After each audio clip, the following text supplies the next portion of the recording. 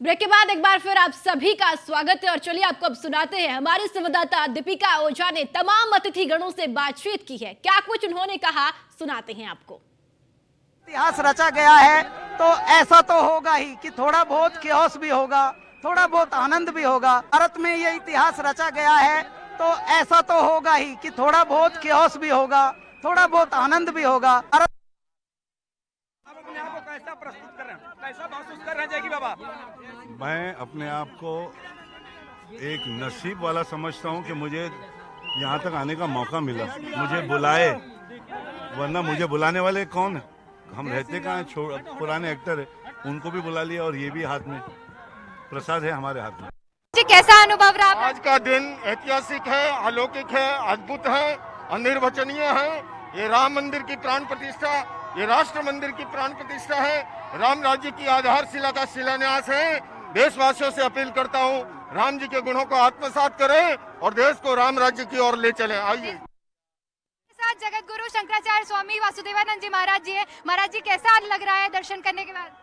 बहुत बढ़िया लग रहा है, बहुत बढ़िया लग रहा है। मालूम पड़ रहा है कि त्रेता के राम अब आ गए हैं। रामलला के दर्शन हुए महाराज जी? हम तो वहीं थे, उनके पास ही हम थे। साथ बातचीत करने के लिए चिन्मयानंद बापू जी है। बापू जी कैसा लग रहा है? बहुत आनंद आया। आज जिंदगी का सबसे आनंद का क्षण है ये। जिस वक्त राम जी का दर्शन हुआ उस वक्त लगभग सभी संतों के नेत्र में भाव के अश्रु थे। बापू जी मंदिर कैसा लगा ये भी समझना चाहूंगी। दिव्य भव्य, और मुझे लगता है न भूतो इसके पहले ऐसे किसी मंदिर का दर्शन नहीं किया गया था। आप जब पहली बार गर्भगृह में गए और रामलला को देखा तब क्या भाव आया? मेरे ही नहीं, वहाँ जितने भी संत थे सभी के आंख में भावाश्रु थे।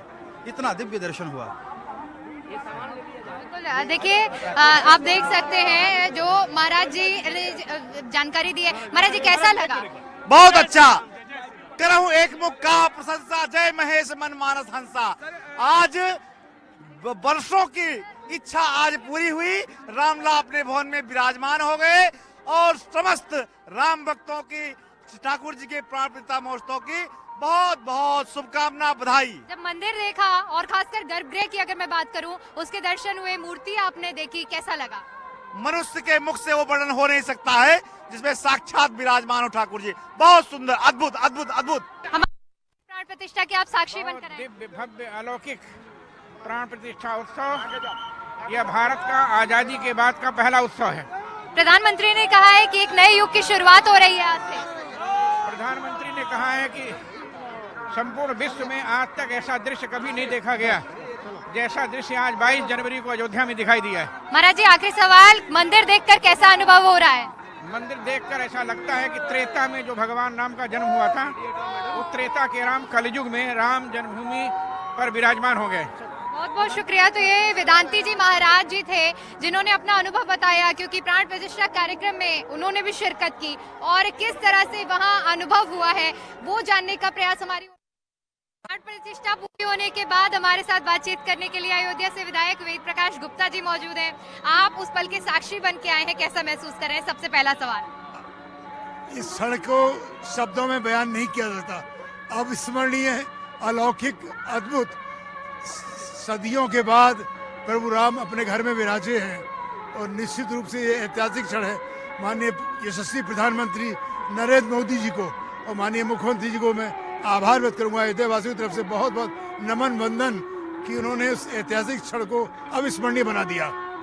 तो हमारे साथ बातचीत करने के लिए वेद प्रकाश गुप्ता जी मौजूद थे जिन्होंने बताया कि कितना अविस्मरणीय क्षण महसूस किया है। कैमरा पर्सन रजा के साथ मैं दीपिका ओझा, अयोध्या।